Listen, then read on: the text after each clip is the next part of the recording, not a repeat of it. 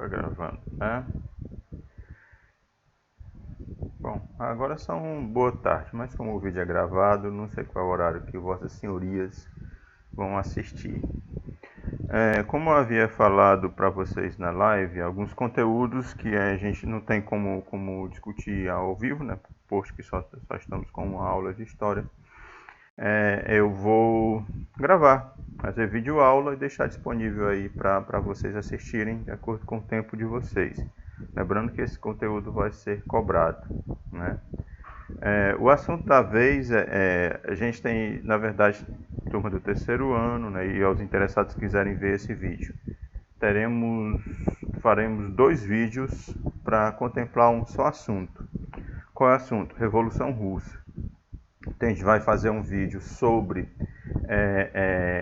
a ideologia, né, os conceitos do século, final do século XIX, início do século XX, principalmente o conceito de esquerda, direita, centro, socialismo, liberalismo. Esses 5 conceitozinhos que a gente vai trabalhar nesse primeiro vídeo.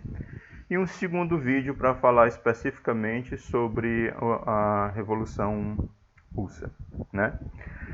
Bom, vamos lá. Começando pelo começo. O que alguém quer dizer quando se diz de direita ou quando se diz de esquerda, né? Quando é que surgiram esses termos?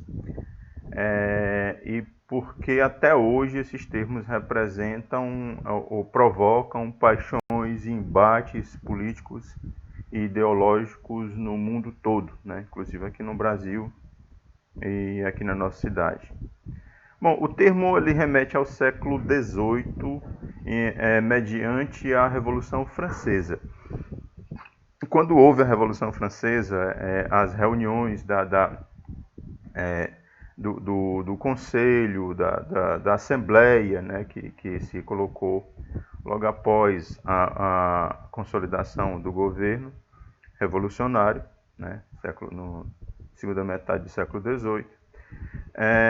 No parlamento francês, haviam grupos que se posicionavam nesse parlamento em determinados espaços específicos. Né, o parlamento, a esquerda do parlamento era destinada a um grupo político chamado jacobino, conteúdos que vocês estudaram lá no segundo ano do ensino médio. A direita do parlamento ficava reservado aos girondinos, e no centro, grupos que se identificavam ora com a proposta política dos jacobinos, ora com a proposta política dos girondinos. Qual era a proposta política dos jacobinos? Era uma ação mais social, questão de reforma agrária, reformulação do calendário, questões mais sociais, né? Uma proposta mais igualizadora, né? Vamos colocar nesses termos aqui, né? Uma proposta mais igualitária, né? Qual era a proposta dos girondinos? Os jacobinos eram formados predominantemente pela pequena burguesia, pelo proletariado urbano, né, trabalhadores urbanos, pequena burguesia, e tinha um apoio de um grupo chamado sans-culottes, né, que era um grupo mais marginalizado, né, trabalhadores de uma forma geral.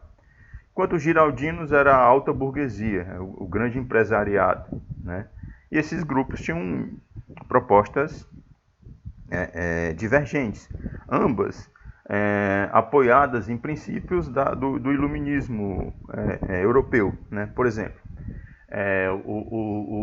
o jacobino se apoia. Estou olhando aqui para o espaço que tinha umas abelhas rodando aqui, aí vocês vão ver de vez em quando eu olhando ver se elas voltaram aqui, viu? Os jacobinos se apoiavam numa tradição mais ligada ao Jean-Jacques Rousseau, né?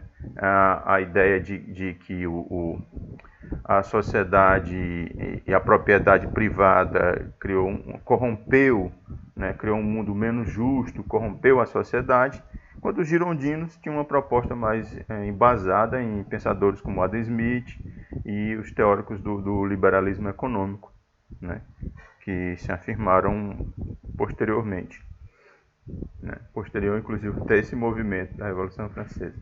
Pois bem, então, o pensamento, o grupo que sentava à direita passou a ser chamado, durante a Revolução Francesa, de partido de direita, porque sentava à direita do parlamento. O grupo que sentava à esquerda passou a ser chamado de partido de esquerda, porque sentava à esquerda do parlamento. E essas propostas deles, né, essa proposta mais ligada ao social ou ao favorecimento do empresariado, a questão da macroeconomia, da grande economia, se viram de referenciais para definir o conceito de direita e o conceito de esquerda durante a Revolução Francesa e a posteriori, depois da Revolução Francesa. Então, durante a Revolução Francesa, o que era a direita? Eram os grupos que defendiam essa macroeconomia, que o Estado deveria só favorecer a circulação de capitais, que o Estado deveria atuar para o interesse do grande empresariado, né? Esse pensamento de direita defendia uma questão muito mais voltada para a igualdade jurídica, né? Enquanto o grupo que sentava mais à esquerda, os jacobinos, defendiam um outro conceito de igualdade, a igualdade social, né? Sem a diferença entre ricos e pobres, mas uma ideia de uma maior igualdade social. Defendiam ações como reforma agrária, distribuição de renda, etc, etc. E o grupo que sentava ao meio, ora, né, era um grupo misturado, mestiço, né, com membros tanto dos jacobinos como membros dos girondinos, ora apoiavam bandeiras dos jacobinos, ora apoiavam bandeiras dos girondinos, né, e ficaram conhecidos como partido de centro, por estabelecer esse meio termo, né, como até hoje é. Então, esse posicionamento da Assembleia durante a Revolução Francesa foi determinante para formar o conceito do que se chama hoje de direita, esquerda e centro, né? Lembrando que tem centro-direita e centro-esquerda, né? Com posicionamentos de acordo quanto mais eu concordo com essa questão social, mais eu me defino como esquerda. Quanto mais eu concordo com essa questão da macroeconomia, da liberalização dos mercados, mais eu me defino como direita. Só lembrando que após esse evento, passou a ser chamado de direita também toda essa tradição mais conservadora, ligado a não apenas à Revolução Francesa, da macroeconomia, do liberalismo, já falei isso, mas também a coisas que antecedem a Revolução Francesa, a heranças que antecedem a Revolução Francesa. Como, por exemplo, os privilégios dinásticos, né, passaram a ser associados posteriormente no discurso, pelo menos de alguns, a um posicionamento de direita, quando seria uma outra coisa.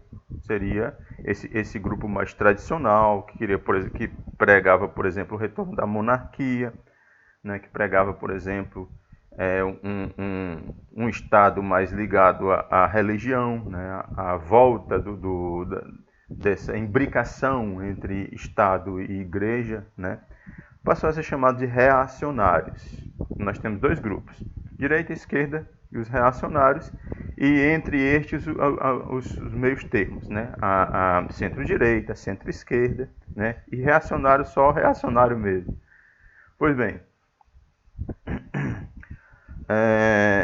além dessas ações, um outro fator que veio se somar, principalmente no discurso de esquerda, foi a tradição cristã, né? A tradição de um cristianismo mais social, essa ideia de irmandade cristã, que todos nós somos irmãos, né? Porque somos filhos do mesmo Pai Celestial. Então, essa ideia de irmandade que traz a reboque um discurso sobre a igualdade, né? Se nós somos irmãos, somos iguais. Então, não existe nem o Senhor, nem o escravo, existe só o Filho de Deus, né? Também vai alimentar muito essas discussões da esquerda. Então, quando surge no século, ainda no finalzinho do século XVIII, um grupo que se definia como socialistas, né, ainda na França e Inglaterra, na Europa de uma forma geral, eles vão beber tanto dessa filosofia dos jacobinos, ligada ao Robespierre, ligada à Revolução Francesa, ligada ao Jean-Jacques Rousseau, o filósofo lá do Iluminismo, como também vão beber dessa tradição cristã, né? A interpretação do cristianismo é muito ampla, como vocês já devem saber, né? Tem pessoas que se definem, que são machistas, que são homofóbicos, que são preconceituosos, que se definem como cristãos, e tem pessoas que acham que esse cristianismo pressupõe uma ideia de irmandade e logo igualdade, né? Proximidade entre as pessoas. Não dá para ter esses preconceitos, não dá para ter esse pensamento. Então, todos esses grupos se definem como cristãos. Então, esses cristãos que deram origem a um pensamento, que ajudaram a alimentar um pensamento socialista, esses cristãos mais sociais, digamos assim, né? Então, feito esse aporte, aí, ainda no século XIX, né? A Revolução Francesa já havia ficado para trás, surgem os teóricos, começam a surgir os teóricos sociais, né? Por exemplo, o grande referencial do pensamento esquerdista, socialista, comunista, é o Karl Marx, né? Vai aparecer o marxismo no século XIX. Judeu-alemão, no século XIX, vai produzir vários textos, mas dois principais que são muito famosos.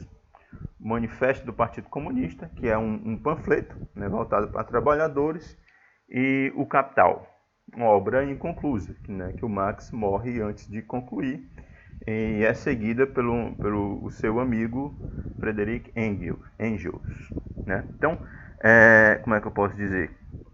O marxismo ele vai tentar estabelecer uma compreensão mais filosófica do que seria esse pensamento socialista. Ele não vai fundar o pensamento socialista, mas vai tentar estabelecer uma racionalidade ao pensamento socialista e dar uma previsibilidade ao socialismo. Segundo o Marx, inevitavelmente o mundo se tornaria socialista, né? Se tornaria comunista, aliás. Haveria o sistema capitalista implantado pela burguesia. Segundo ele, a história da humanidade é determinada pela luta entre as classes sociais, entre os diferentes grupos da sociedade. Classe social são diferentes grupos, por exemplo, classe dos professores, classe dos empresários, classe das empregadas domésticas, classe dos comerciantes e por aí vai, né? Então, essas são as classes sociais. Só que o Marx definiu duas classes, o proletariado e os capitalistas. Quem serão os proletariados? Quem é o proletariado? Os trabalhadores, de uma forma geral. Os capitalistas, aqueles que detêm os meios de produção. O empresariado, né? Os grandes produtores, os grandes empresários. E a partir disso aí, dessas duas classes, eles teriam interesses diferentes, teriam interesses distintos. O que um trabalhador quer? Melhores salários, trabalhar menos, uma maior quantidade de descanso possível. E o que um empresário quer? Pagar salários baixos, que o trabalhador trabalhe mais, que o trabalhador tenha a menor quantidade de descanso possível. Então, há uma diferença de interesses, há uma divergência de interesse. Isso seria uma das contradições do capitalismo, segundo Marx. E essa diferença de interesse levaria necessariamente ao conflito, né? E chegaria um determinado momento que o proletariado ia perceber que toda a riqueza do empresariado, né, dos capitalistas, proletariado, trabalhadores, proveniente de seu trabalho, tem origem no seu trabalho, na sua atividade produtiva, né? Quando ele chegasse a isso, ele teria o que a gente chama de consciência de classe. Não seria só mais uma classe, mas seria uma classe em si. Teria uma consciência que os seus interesses são diferentes dos interesses do empresariado. E esses indivíduos, então, se organizariam e, em um determinado momento, tomariam poder. Então, de uma certa forma, o capitalismo acabaria produzindo as contradições que levaria à sua ruína, né? E o que seria o socialismo, na visão do Karl Marx? Seria esse momento em que esse trabalhador chegaria ao poder, ocuparia, por intermédio de uma revolução, por intermédio de uma revolução mesmo, revolução armada, né? Revolução tomava o poder na bala, Até uma expressão que os latinos usam, tomar o céu de assalto, né? Tomar o poder mesmo na marra. E implantaria um regime, uma ditadura do proletariado, uma ditadura socialista, né?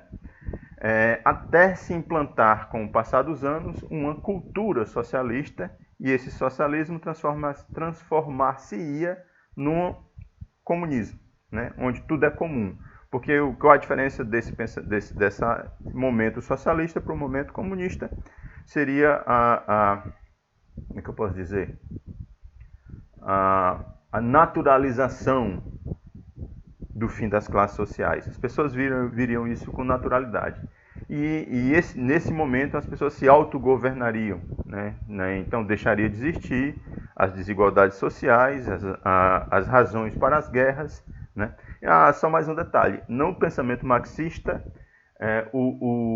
essa ação dos trabalhadores seria universal, não é um movimento de nação por nação, é um movimento universal. Então, um grande chamado do Karl Marx no panfleto Manifesto do Partido Comunista: trabalhadores do mundo, univos, né? Não tens nada a perder a não ser os seus grilhões.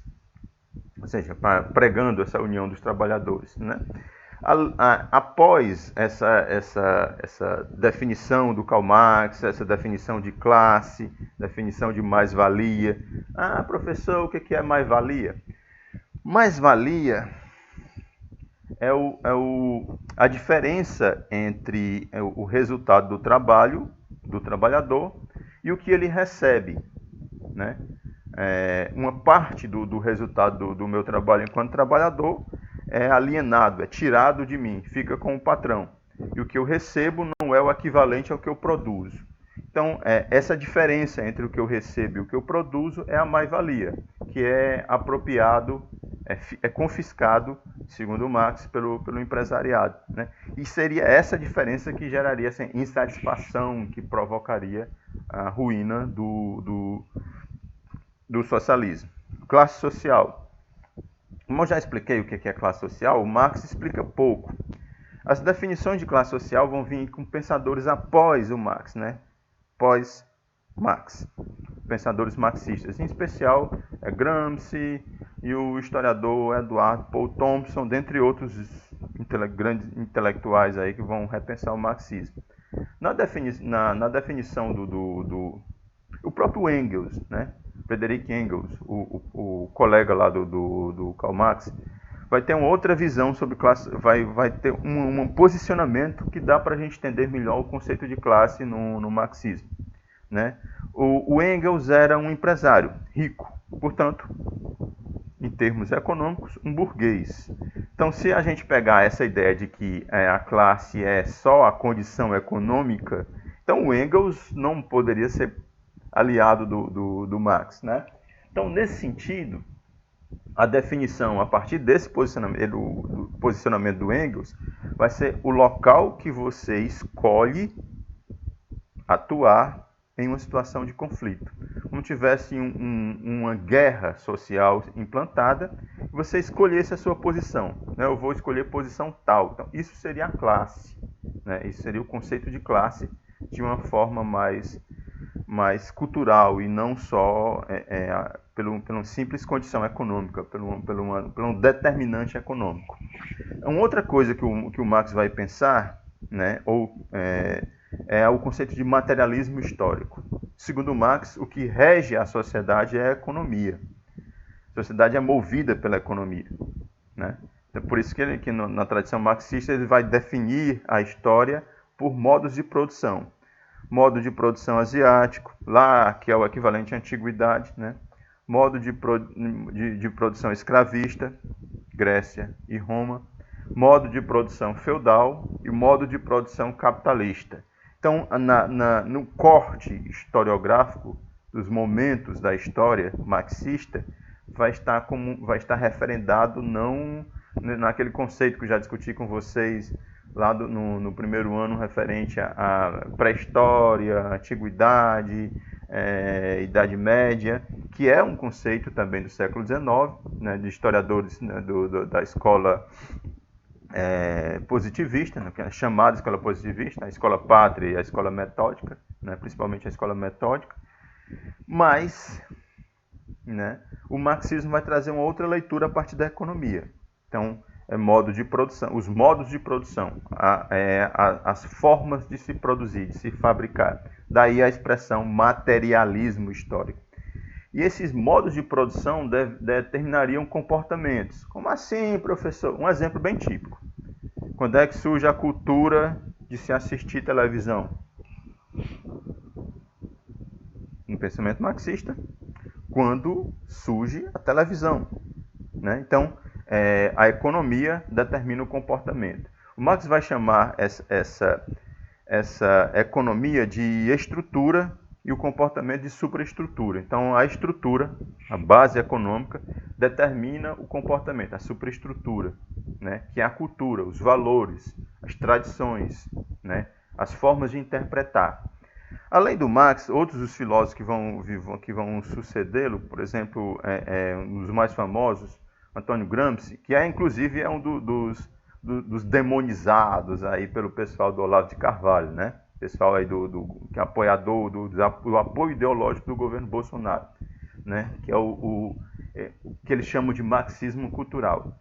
O Antônio Gramsci vai formular o conceito de hegemonia. Segundo Antônio Gramsci, só tinha uma forma do socialismo se implantar. Seria através de um convencimento da população e não através de uma revolução armada, como pregava o Karl Marx, né?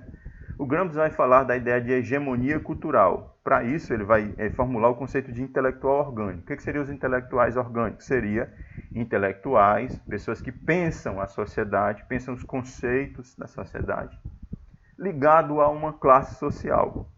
Então, a direita teria teriam seus intelectuais orgânicos e a esquerda precisariam ter os seus intelectuais orgânicos, né? Existe também um domínio sobre os meios de comunicação, que esses instrumentos para passar a mensagem desses intelectuais orgânicos, que está na mão, segundo o Gramsci, da direita. Então, a direita domina os meios de comunicação. Quais são os meios de comunicação? A imprensa, de forma geral, né? Rádio, televisão, jornal e agora a internet. A imprensa,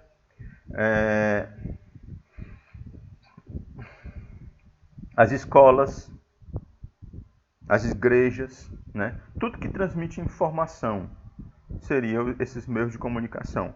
Então, caberia primeiro a uma pretensão socialista para se implantar a necessidade de conquistar esses meios de divulgação cultural e formar intelectuais para difundir essa forma de pensar, né? Somente a partir daí seria possível se implantar o socialismo. Então percebam, né? Por isso que o pessoal lá do Olavo de Carvalho chama essa proposta do Gramsci de um socialismo cultural, porque é uma proposta cultural, é uma proposta de que a chegada do poder da esquerda dar-se-ia não mediante um movimento armado, mas mediante um convencimento da sociedade. Quando as pessoas aceitassem, quando as pessoas aceitarem essa proposta, aí se implantaria um regime socialista, porque as pessoas passavam a ver o socialismo como algo naturalizado, como algo natural, né? Então a proposta do Gramsci já vai ser diferente, né? Bom, até aqui eu falei basicamente do discurso sobre o que é a esquerda e sobre o que é o socialismo. Agora vamos para o outro lado, chamada direita, principalmente o conceito de direita liberal, que também é plural, né? Não é tão simples assim. Deixa eu só ajeitar esse vento aqui, porque ele está tirando a paciência.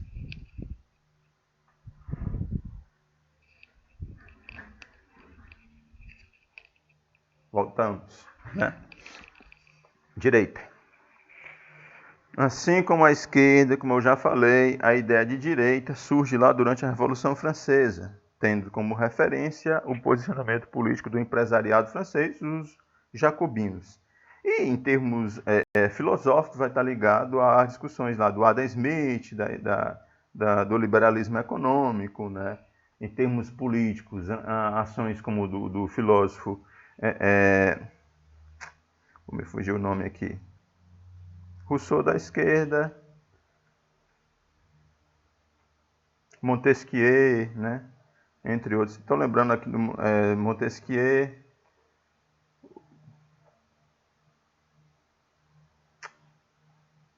Estou com o nome na ponta da língua.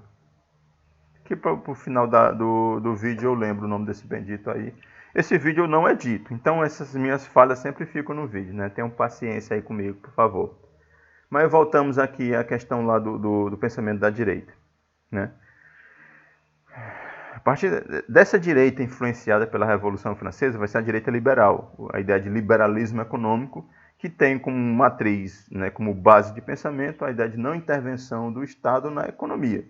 Se o socialismo teve como referência essa ideia de economia planificada, né, o fim das classes sociais, o fim da desigualdade, o fim da ideia de pobre e rico, a direita, né, essa direita liberal, vai ter como proposta, como principal referência, a ideia de liberdade. Né? Liberdade do indivíduo agir, né? Liberdade do indivíduo empreender, liberdade do indivíduo enricar. Né? Mesmo que para isso ele precise explorar o trabalho dos outros indivíduos, porque ele vai partir de um princípio de que a economia vai acabar construindo uma relação de trabalhador-empregado mais justa, devido à diferença entre oferta e procura. Né? Quando houver um grupo de empresariado grande o bastante, a procura vai fazer com que os salários aumentem, né? E aí estabelece uma relação mais justa, né? Dentro dessa tradição mais clássica do liberalismo. Mas voltando aqui ao conceito de liberalismo econômico. Então, parte do pressuposto de que o Estado tem que intervir o mínimo possível na economia e na organização da vida das pessoas, né? Não só na economia, na organização da vida das pessoas. O Estado não tem que se meter na vida das pessoas. O Estado não tem que dizer, por exemplo, qual a religião você deve seguir. O Estado não tem que determinar comportamentos. Daí porque em países da Europa, predominantemente movimentos que aqui são ligados aos partidos de esquerda, como movimento LGBT, o movimento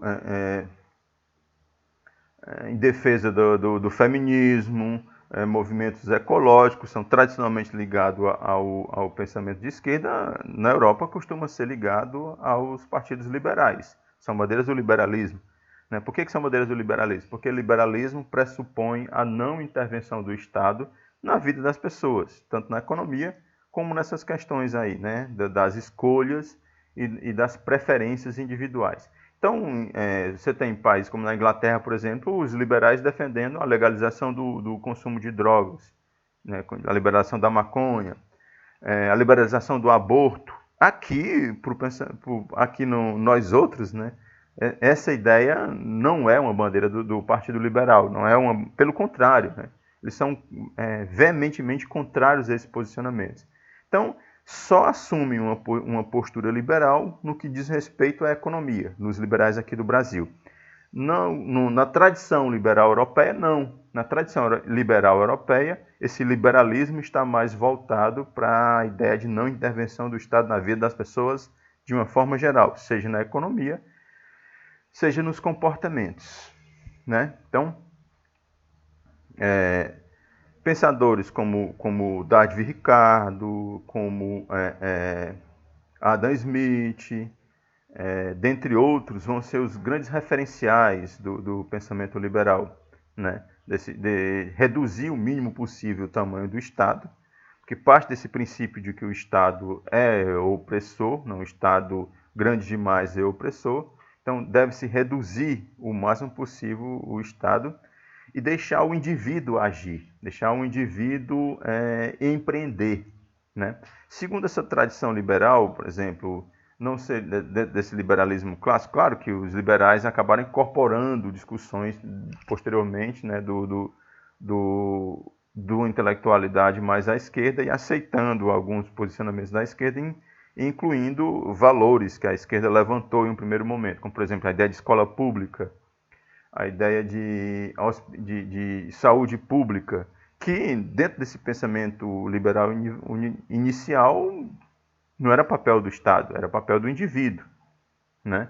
Não era para o Estado ter essa ação, como é que eu posso dizer assim, tutelar, essa ação tutelar sobre o indivíduo, né? De garantir que ele estude, de garantir que ele tenha uma saúde mínima, uma saúde pública, né? Isso seria um Estado interventor. Então, só lembrando, né, nos liberais contemporâneos, liberais de hoje em dia, isso já não é mais aceito. Eles, pelo menos os liberais mais modernos, né, aceitam esse Estado que ofereçam serviços públicos básicos, né, saúde, educação, saneamento básico, né. Só os liberais mais radicais, como por exemplo alguns aqui do Brasil, né, que pregavam o fim do SUS, que o SUS era inviável. A gente está vendo aí agora a importância do SUS, que pregavam a ideia de que o Estado não tem que se preocupar com a educação do indivíduo, né, chegaram a defender aí, não que o Estado não devia se preocupar, né, que o Estado, ao invés de construir escolas públicas, desse um VAS, né, um vale educação para as famílias colocarem seus filhos nas escolas. Vamos imaginar uma coisa dessa, né? Com todo respeito, né? Eu só não sei como é que isso ia funcionar.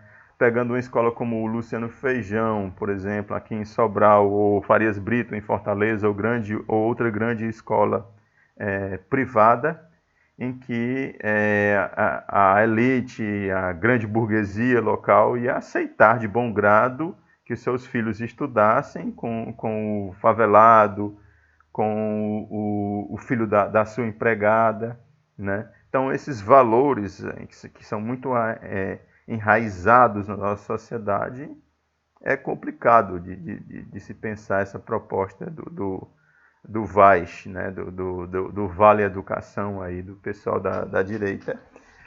Eu acho que ia acabar levando as escolas a fazerem uma espécie de sala para alunos de classe X, sala para aluno de classe Y e assim sucessivamente, né? Penso, né? Já que essa nossa separação de classe está tão enraizada, né, culturalmente. Bom, então esse pensamento liberal tem essas matrizes mais ligado a essa ideia de liberdade que também se originou na Revolução Francesa, liberdade do indivíduo, né? A ideia de igualdade defendida pelos liberais é mais a ideia de igualdade jurídica, né? Todos nós temos os mesmos direitos e os mesmos deveres, enquanto a ideia de igualdade do pessoal da esquerda é mais ligada à igualdade social, né? O fim das classes sociais. Claro que há um meio termo que vai crescendo cada vez mais entre essas duas frentes de discussões.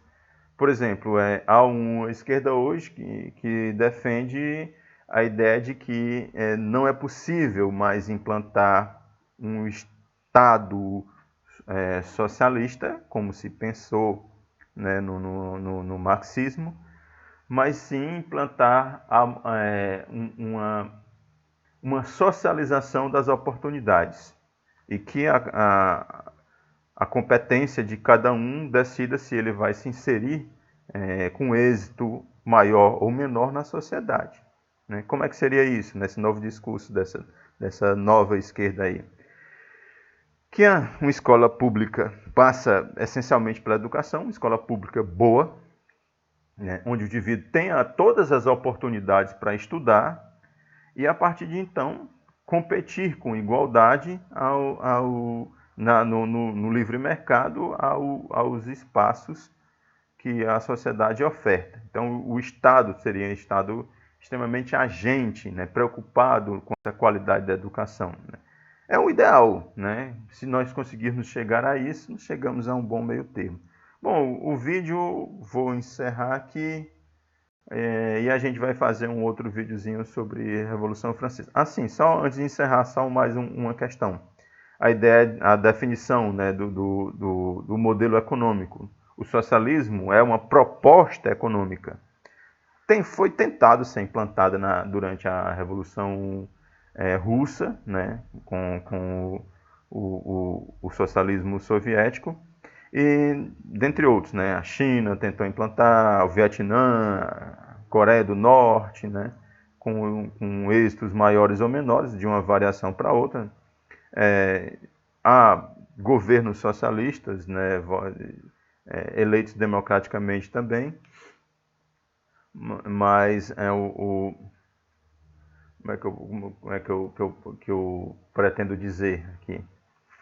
Não existe nunca se implantou um regime puramente socialista como o Marx previu, né, dentro da previsão lá do Marx. Nos regimes, nos países democráticos, houve governos socialistas, governos liberais, governos conservadores, governos reacionários, mas um regime socialista mesmo, tal como o Marx previu, com o comunismo, planificação da economia completa, isso nunca foi implantado. Ah, professor, e a Revolução Socialista Russa, a Revolução Russa? Não chegou a implantar nada parecido com o discurso do Marx. Implantou um Estado muito autoritário, um Estado com pulso de ferro, e que impunha uma ditadura de um determinado grupo. Então não existia essa planificação sonhada, essa planificação prevista com fim nas classes sociais. Quem era membro do governo era extremamente privilegiado. Quem era do Partido Socialista, quem era dos bolcheviques, era extremamente privilegiado. Mesma coisa no regime cubano. Quem é do governo tem muito privilégio. Quem não é do governo não tem privilégio algum, tem o básico, né? Então há essas distorções. Então há uma coisa é a proposta, então o socialismo ficou mais no nível de proposta, de questões possíveis de serem implantadas, né? Enquanto o capitalismo aí sim foi implantado, né? O capitalismo é um sistema de mercado na definição do Marx. O que seria um sistema de mercado? Nesse sistema de mercado, todo mundo tem que vender, né? Já que o mercado é um espaço de venda, é um espaço de trocas comerciais, o capitalismo, enquanto sistema econômico, todos têm que vender alguma coisa, tem que vender algo. E aqueles que não detêm meios de produção para produzir matérias para vender, que não detêm os instrumentos produtivos, ele vende o seu tempo, vende a sua força de trabalho. Então ele aluga o seu tempo para alguém, olha, de tal hora a tal hora você me paga tanto, eu vou trabalhar para você. Né? Então ele vende a si mesmo. Né? Então nesse sistema capitalista, tudo funciona como uma relação entre oferta e procura. E o tempo gasto para ser produzido as coisas. Então, qual o preço de um automóvel? Por que um automóvel custa mais do que um girimum, por exemplo? Porque o automóvel tem vários valores agregados a ele. Tem o tempo e o trabalho para se extrair o metal, né, da mineradora. Aí tem o tempo e o trabalho para se transformar o metal, o minério em metal das siderúrgicas. Aí tem o tempo e o trabalho da montadora, tem o tempo e o trabalho da fábrica de pneus, tem o tempo e o trabalho da fábrica dos para-brisas, tem o tempo e o trabalho da fábrica dos estofamentos, motores, etc, etc. Então, há vários valores agregados aí, né, na produção de um automóvel. Enquanto uma abóbora, o valor agregado a ela é muito pouco. O tempo de uma pessoa que plantou e depois colheu e depois colocou para vender. Então, é isso aí que vai gerar diferença de valores na sociedade capitalista. Né? Da mesma forma, o sistema de trabalho. Por que um pedreiro ganha menos do que um engenheiro? Já que ambos trabalham com obras. Engenheiro civil, claro, né? Ou um arquiteto. Porque o pedreiro investiu menos, teve menos tempo para se constituir enquanto mercadoria, enquanto produto para se vender. Um pedreiro, ele se dedicou menos para se fazer produto, se fazer uma mercadoria para se colocar no mercado para ser vendido. O engenheiro passou pela universidade, estudou ali 4, 5 anos, tornou-se engenheiro, então ele teve um tempo maior na produção do seu produto. Então, basicamente, quando alguém compra alguma coisa no capitalismo, ele compra o tempo de trabalho de alguém. Por isso que algumas mercadorias têm um maior valor, porque há uma soma de tempo, e outras mercadorias têm um menor valor, porque há uma soma menor de tempo. Por isso que um automóvel custa mais do que uma abóbora, por isso que um automóvel custa mais do que uma bicicleta, porque ele tem uma soma maior de tempo, uma soma maior de trabalho, uma soma maior da vida das pessoas que são comercializadas naquele produto. É isso aí, galera. A gente discute mais quando estiver falando da Revolução Russa. Abração a todos.